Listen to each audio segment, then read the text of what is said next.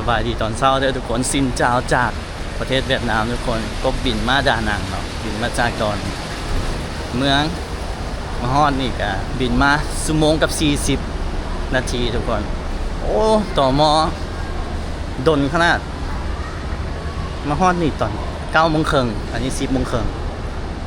ชั่วโมงหนึ่งต่อมอคนมันหลายนะทุกคนได้ต่อแถว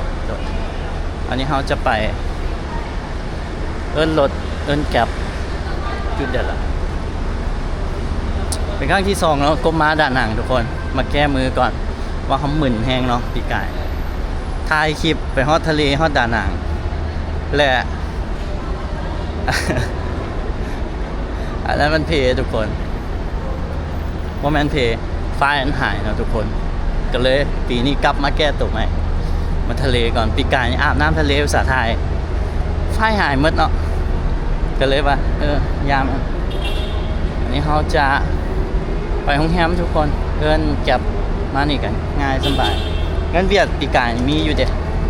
มาทันแรกนะเป็นแรกที่พุ่นออกเสร็จละแก็บกาดกาฮอนก็อยู่ลาวเนาะทะเลอยู่ด่านหนังช่วงนี้งามทุกคนกำลังดีเลย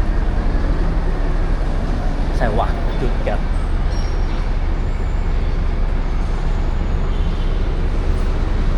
อันนี้เป็นครั้งแรกได้บินมานี่เนาะตอนนั้นแฮนด์แมนเขามาจากฮานอยเขานั่งอันนั้นมารถบัส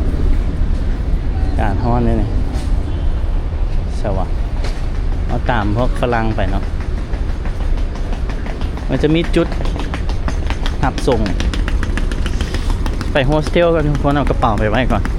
โอ้โหอากาศนี่เพิ่มมารถเมล์ตัวนี้อยู่มองเดี๋ยวล่ะรถอันนั้นเขาอยู่ใส่ละ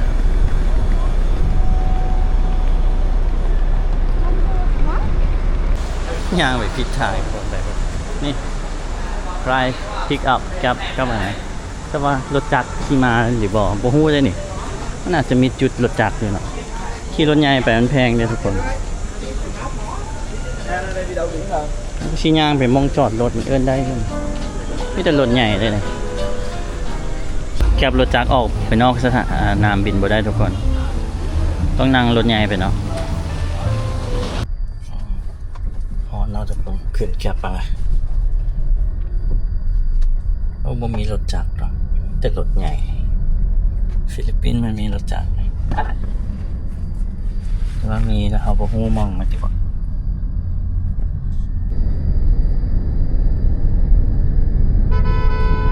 การดีเลยทุกคน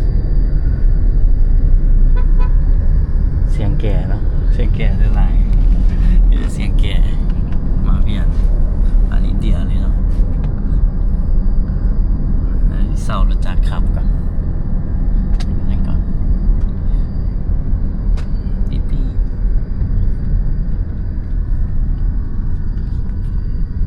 ป็นเมืองที่แคมทะเลเนาะด้านน่ะทะเลกับฟังนี่เลยเรียบไปเลยเดินบินก็พวกไก่เราจะไปอีกประมาณ6 กว่ากิโลทุกคนแต่ว่าขี่รถ20 นาทีรถหลายรถติดเนาะ1,200,000 ขีดดงเช็คเท่าไหร่นี่เท่านี้ทุกคน88,000 ขีด130 บาทนะ 3.8 ดอลราคาตอนนี้เลยแก็บสนามบินวันนั้นจะเป็นเลขเงิน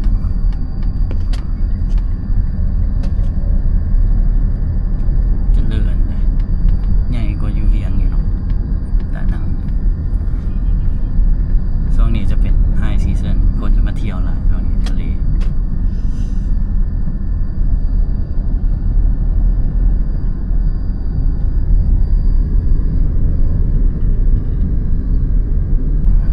ฟอร์มเวียงจันทร์นี่ดากอนบีช this is my second time มาแค่ที่2 Dragon Beach what Vietnamese call this beach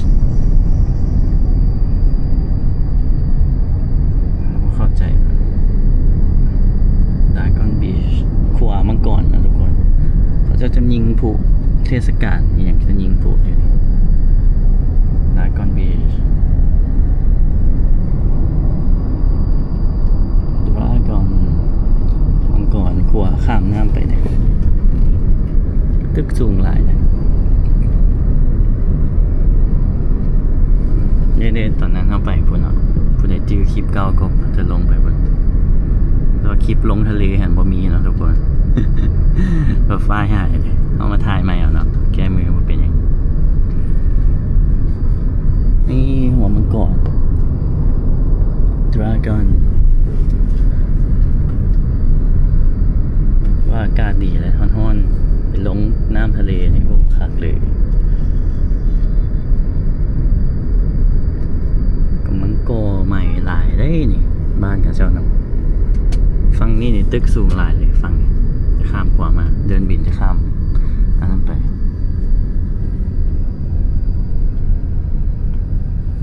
พอแล้วทุกคน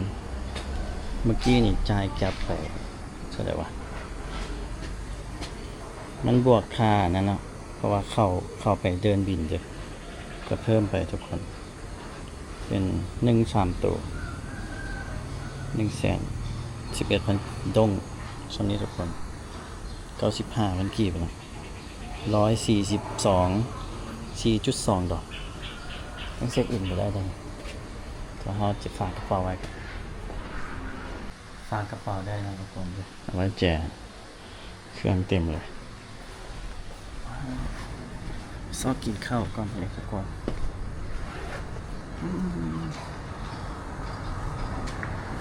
ก็จะกินอย่างหน่อยนั่งตั้งหลักก่อนสัก นั่งตั้งหลักเสิร์ชเบิ่งก่อนกินเฟอร์เนาะขึ้นฮอตเฟอร์ห้างเฟอร์ใกล้ที่สุดมัน 1.2 กิโลทุกคนเลือกผักไก่ได้นี่แต่ว่ามันใกล้ทะเลเนาะแล้วมองกินมันจะอยู่พูนอยู่ทางคนละงาน16 นาทีชิวๆเนาะสะอ่อนต้นมะฮุงเนาะ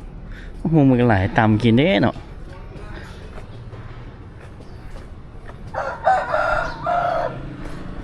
เดินกลับไปกะนั้นย่างเอาซะทุกคน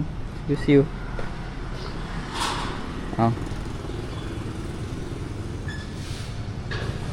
ประหยัดได้เท่าใดก็เอาก็ดีเนาะย่างเอาฝรั่งเขาก็ย่างๆเด้อก็ห้านอาหารหลายทุกคนย่างกันมันมีอาหารทะเลอย่างเนาะเขาก็กินตามงบเขากินประหยัดจะกินเฝอทุกคนเมื่อกี้เห็นนั่นปาจีปาเต้เนาะบันหมี่แต่อยากกินเฟอเนาะก็โอเคได้ราคากับใกล้เคียงกับยูราวทุกคนเฟอบ่จักหันฟังน่ะบ่แม่น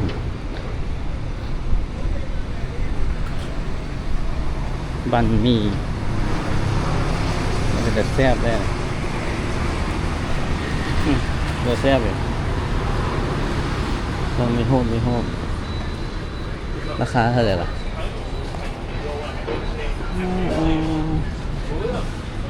เดี๋ยวฮอกบอร์ดตัวนี้ซี่เอาเนาะซี่มือเอาทุกคนคลายหูก่อนโพเฟอก็มีราคาเสร็จก็คือ1,000 บาท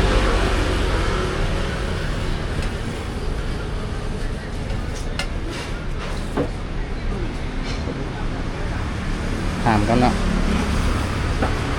ถามว่าราคาเท่าไหร่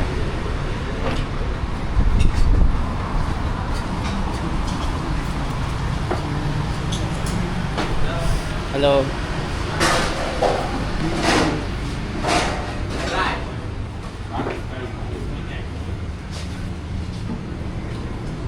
bao nhiêu here 60 okay one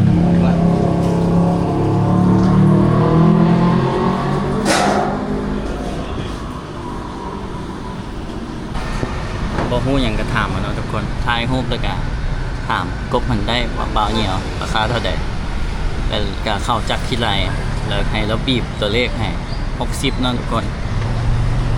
ก็ราคาซ้ำๆอยู่ลาวเด้ซ้ำๆกันเนี่ย60พันดง60,000ดง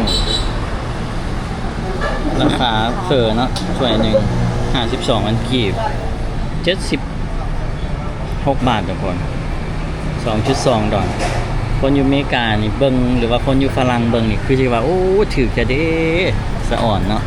ตอนนั้นกบกินเฟอร์เวียดอยู่ปารีสน่ะทุกคนตอนไปยุโรปถ้วยละ17-18 ยูโรป่ะนี่ถ้วยละซ้ำนี่ทุกคนถ้วยละ20 ดอลลาร์มาเวียดเนาะมากินออริจินอลถ้วยละ2 ดอลลาร์เหลือ2 ดอลลาร์อยากกินน้ำหมักเกี้ยงอะนะหมักเกี้ยงตัวนี้น้อยนะแซ่บจักซื้อเนี่ยคันแหวมานำนี่โอเคเลยเนาะทุกคนเนาะง่ายเลยแหวกับสปีกเวียดแต่อันนี้เขามาเที่ยวคนเดียวนะบ่ต้องย่านเลยทุกคน Google Translate นี่ก็พี่สอนวิธีเลยเนาะเพื่อหลายคนมาที่จังได๋ที่สั่งจังได๋สั่งกับถ่ายรูปไปจะกินอย่างราคาก่อนเนาะบ่ทันถึกโกงทุกคนอันนี้อังกฤษเฮาก็เอาเป็นเวียดนามเป็นไทยเนาะถ่ายรูปจับนี่มันก็จะบอกทุกคนแปลเป็นไทยมาใส่นี่ล่ะไก่ด้านล่างแซนด์วิชเนื้อไก่ยินดีต้อนรับนี่ก็ไปเที่ยวเฮ็ดจังซี่ล่ะบ่ได้ภาษาบางทีเขาเจ้าก็เว้าอังกฤษบ่เป็นเนาะเฮาก็เบิ่งแนวเที่ยวมีไก่บะหมี่มีไก่มีงัวมีปลามีกุ้งและไข่มาทุกคนนี่คือวิธีเนาะเทคนิคมีอาหารจานเดียวใช่อยู่หั่นให้เลือกตักเอาแต่เฮาบ่ฮู้สั่งอ่ะนะทุกคนอาหารที่ว่าตักสั่งเฮาบ่ฮู้สั่งยากแน่สั่งเป็นเฟอเอาคนเวียดมากินหลายครับแต่เขาชอบกินนั่นกินข้าวเขาอยากกินข้าวต้องถามยางแล้วเท่าใดเอาจากยางราคาเท่านี้ได้จากยาง Google Translate เบ้าออกก็ได้ทุกคนง่าย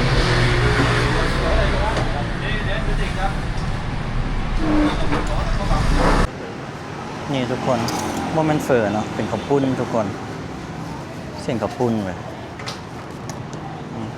จะแซ่บได้ละ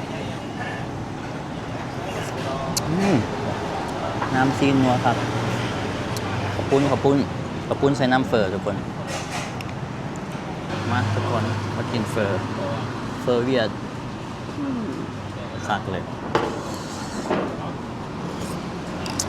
น้ำเฟอนะข้าวปุ้น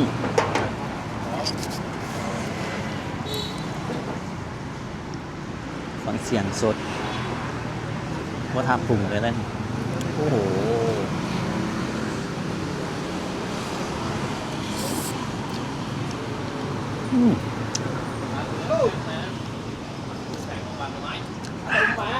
ครับ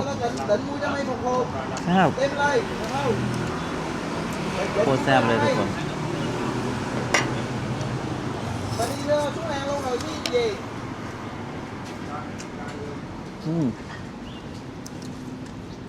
มีเลือดอยู่นี่เครื่องดองเหรอ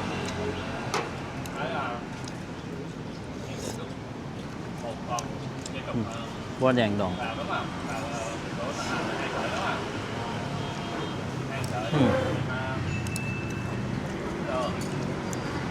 จะได้บ่มีผักกับให้เนาะกับจำกะปิโอ้สุดยอด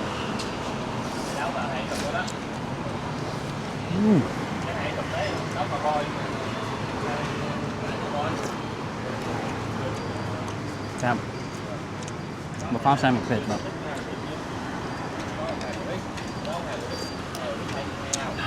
แซ่บบิลีเลยทุกคนนัวนะนัวน้ำซุปแล้วใส่หมกเผ็ดนี่แห้งคักเลยนี่แห้งหอม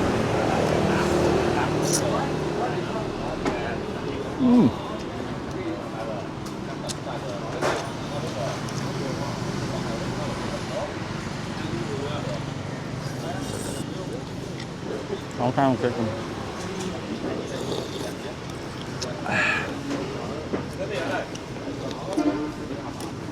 ก็เป็นคนที่มักกินเส้นเนาะเป็ดเกี่ยวครับอันนั้นนึงก็เป็นคนมักกินเส้นผู้ใดมากินเส้นมาเวียนโอ้สุดยอดเลยอู้หอมเป็ดเจียวแห้งหอม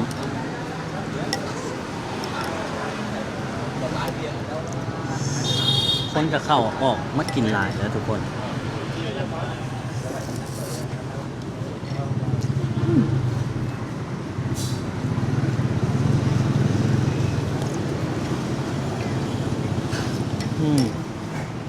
good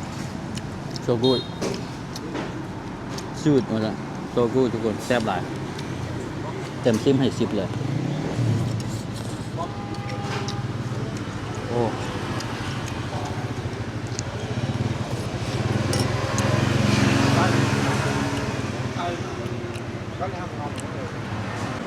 แซ่บบ่แซ่บเบิ่งเอาเนาะ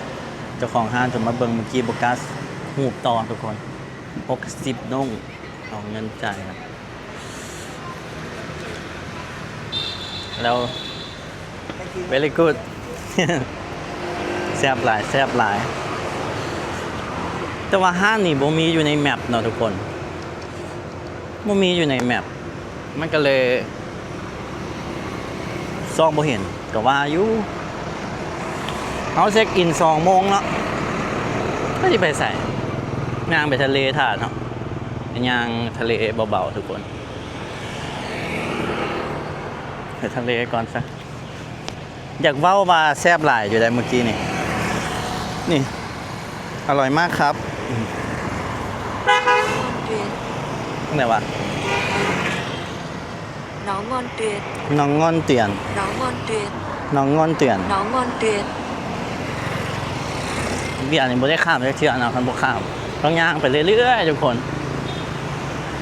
นี่คันอยากแปลภาษาเนาะว่าอังกฤษบ่เป็นก็ใส่นี่แหละ Google Translate ทุกคนเนี่ยเฮาเว้าภาษาไทยเอาเนาะดีแต่ว่าลาวไทยใกล้กันเฮามันยังบ่ฮ้องรับการเว้าเป็นภาษาลาวเด้มันก็เว้าเป็นไทยให้แปลเป็นเวียดคือกบมีหมู่เวียดเนาะและหมอนั้นมันไปเที่ยวลาวอะนะมันเฮ็ดจังซี่ล่ะว่าอังกฤษบ่เป็นแต่ว่าไปเที่ยวฮอดลาวทุกคนไปคนเดียวอีก Google Translate อย่างเดียวแปลภาษาอย่างเดียวหลายคนก็ว่าบ่ได้อังกฤษบ่กล้าไปเที่ยวบ่เกี่ยวทุกคนมันแค่เฮาหั่นย่านเฮาบ่กล้าออกจากคอมฟอร์ตโซนเฮาบ่กล้าออกจากกรอบเฮาซื่อๆกันออกมานี่ทุกคนรอดจังได๋ก็รอดมันก็อาจจะมีหลงแน่ก็สิมีบ่ฮู้อีหยังแต่ทุกอย่างคือประสบการณ์ทุกคนคันออกมาแล้วอยากออกมาตลอดแบบกบเลยตอนนี้แบบโคตรมีความสุขเลยดีใจที่ได้ออกมาใช้ชีวิตอีกทุกคนแต่เวียดนี่ก็งบบ่หลายปานใดเนาะก็จะเที่ยวแบบประหยัดนั่นแหละกินน้ำอ้อยบ่วะน้ำอ้อยเด้อครับเฮาสิไปประเทศใดเฮาก็เบิ่งเนาะคือกบหั่นได้แต่ว่าเปล่าเหี่ยวราคาเท่าไหร่ก็ว่าตอนนั้นมาอยู่หั่นนับเลขเป็นเด้50,000 20,000จังซี่ตอนนี้ต้องรื้อฟื้นก่อนทุกคนไปทะเลแซ่บขนาดห้านเมื่อกี้เนี่ยเดี๋ยวกบแจกโลให้เพื่อผู้ใดอยากมาห้านนี่ทุกคนนี่จะเห็นดีบ่เนาะเอาแต่ว่าห้านหันมันโบแมนตัวนี้อยู่ทั้งข้างนี่แหละตัวทั้งข้างแมปนี่เลยบ่ขึ้นแมปทุกคนตัวนี้ผู้ใดมาดานังเนาะจะกินข้าวปุ้นแซ่บๆนี่แบบห้านกบมากินนี่ห้านนี่เลยโอเคไปต้นอันนี้ก็ยูลาวก็มีคือยูลาวข้ามนี่เขาต้องข้ามไปเรื่อยๆได้อย่างละ30,000 2,035ทุกคนถือว่าโอเคได้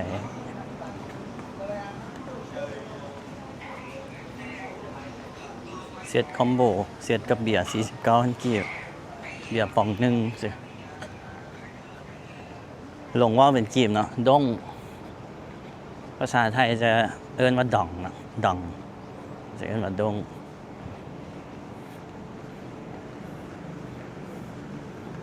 ทะเลแต่ว่าหัวงามหรือบ่จะไปเบิ่งก่อนก่อนเข้ามินิมาร์ทก่อนทุกคนซื้อน้ำดื่มซื้อเบียร์ก่อน กินเลยได้ดิ ทำสาทานเช็คอินตอน2 โมงแล้วทุกคนตอนนี้12 โมงนึงมินิมาร์ทแค่4 ชั่วโมงมีซิมอีก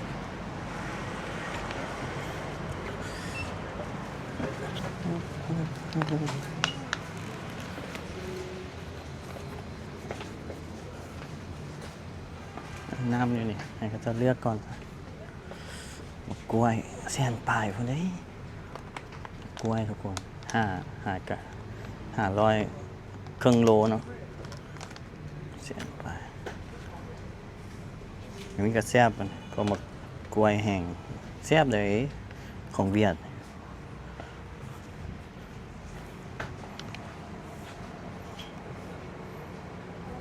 นี่อย่างแปลกๆโอ้วอเตอร์เมลอนอันนี้พวกนำเข้าบ่จ้าแล้วก็อันนั้นของไทยก็มีเลยทุกคนคือขนมไทยอย่างกบก็เห็นอยู่เลยมาปีกายเด้ทะเลทองทุกคนของไทย แล้วก็มีอย่างอีกลายได้เป็นภาษาไทยอยู่เลยนะเนี่ยพื้นผิวภาษาไทยเลยเท่าแก่น้อยเนี่ยน้ำเข้าจากไทยทุกคนว่ามีราคาบอกเลย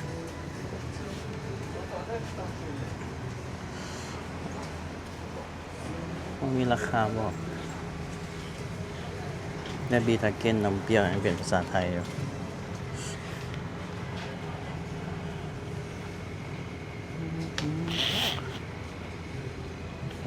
ติ่งมาซะ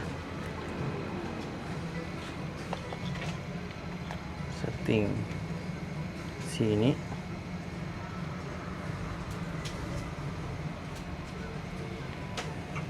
โอ้มีสติ่งสีม่วงสติ่งนี่เหรอกับน้ำดื่ม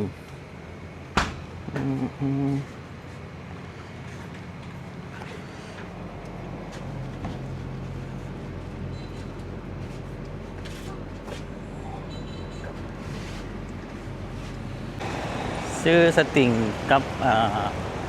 เบียร์นะทุกคนเบียร์อย่างบุเบียร์เวียด16,000 ดองเบิดไปบาร์อย่างก็36,000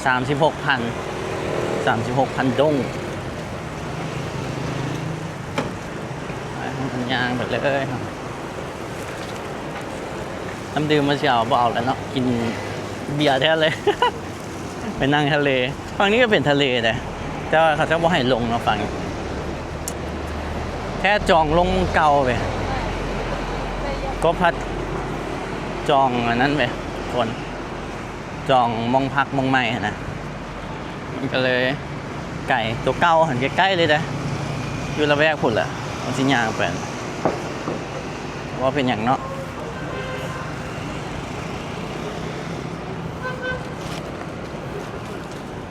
เอ๊ะมันจะข้ามไปได้หันไปทะเลไปได้อยู่ทุกคนนี่มาฟังนี่แต่อันนี้คือซิโบเมนโซนท่องเที่ยวนักท่องเที่ยวมาเด้ต้นพร้าวเต็มเลยเด้ yes ตั้งใจมาเวียดนี่เพื่อมาทะเลแหละทุกคน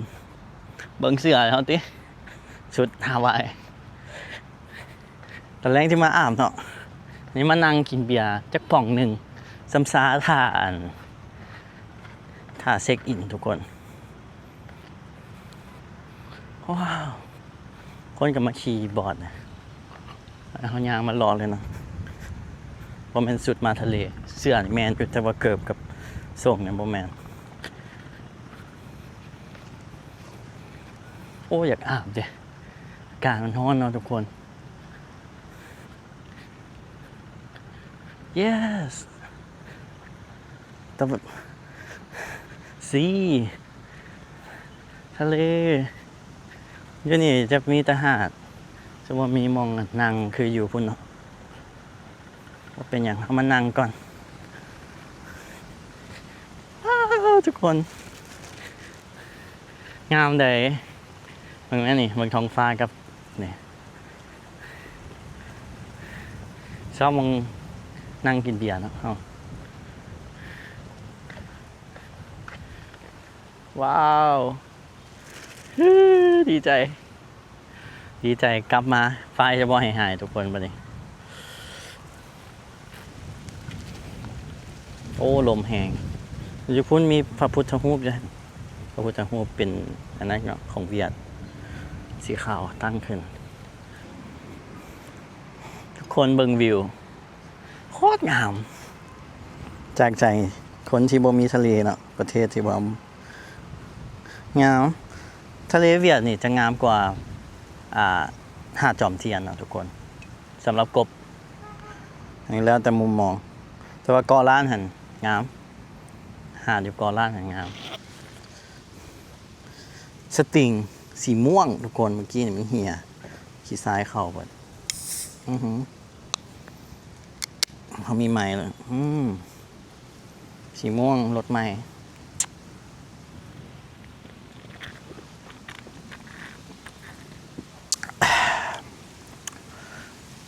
โอ้ย sorry นะทุกคนวิวดีอ๋อมันเลื่อมตาเนาะเมื่อกี้นี่ลมพัดทุกคนเมื่อกี้ลมพัดกล้องตกเลยเนาะเดี๋ยวกบชีลาทุกคนไปซ้ำนี้ก่อนเนาะทุกคนแล้วเจอกันใหม่คลิปหน้าเด้อทุกคนถ้ามาคลิปนี้กดไลค์กดแชร์กดติดตามที่สำคัญห้ามสกิปโฆษณาทุกคนลมพัดแห้งๆบ๊ายบาย